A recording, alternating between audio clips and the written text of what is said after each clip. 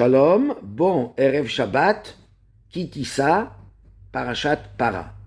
On l'a rappelé que les deux Shabbats qui précèdent Purim, nous lisons deux lectures supplémentaires, et deux Shabbats qui précèdent Pessah, on lit la lecture supplémentaire qui est appelée Para, veut dire la vache, la mitzvah de la vache rousse, qui servait pour se purifier, pour pouvoir apporter l'agneau pascal dans la fête de Pessah.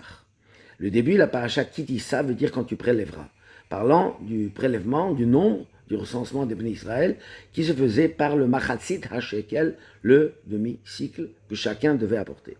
Plus tard, il était prélevé chaque année pour apporter, acheter avec et offrir, apporter les offrandes, les corbanotes, les holocaustes qu'on apportait au temple, au Beth Amikdash, durant toutes les années où il fonctionnait.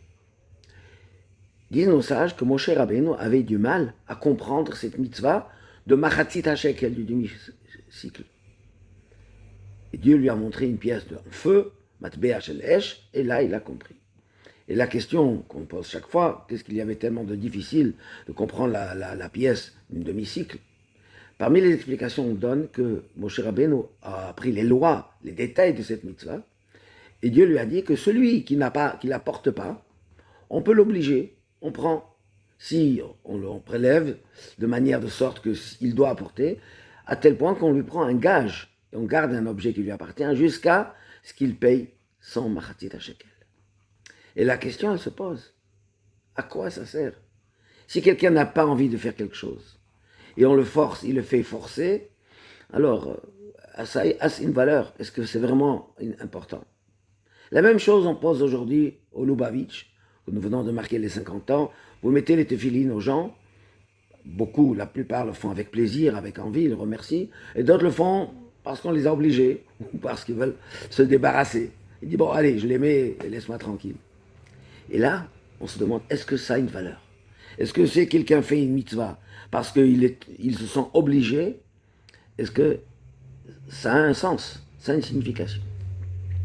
Et la réponse, elle est évidemment que oui. Quand on fait quelque chose qu'on n'a pas envie, par exemple les impôts, on le fait contrarier, eh bien on n'a pas le choix, on le paye. Quand on fait une mitzvah, qu'on a l'impression que c'est contraint, que c'est forcé, qu'on n'a pas envie, disent nos sages que ça a la même valeur. Même si, c'est vrai, on n'est pas enthousiaste, mais en le faisant, on a réalisé la volonté divine, parce que c'est l'action qui compte.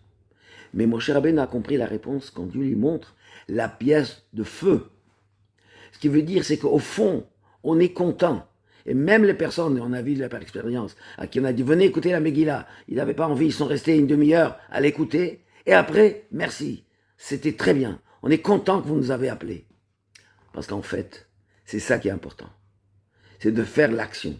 Et quand on réalise qu'au fond, c'est ça notre vraie volonté, c'est la pièce de feu, c'est-à-dire c'est l'âme divine qui est un feu, celle-là qui est très importante en nous, celle-là, elle veut vraiment, ça c'est notre être réel.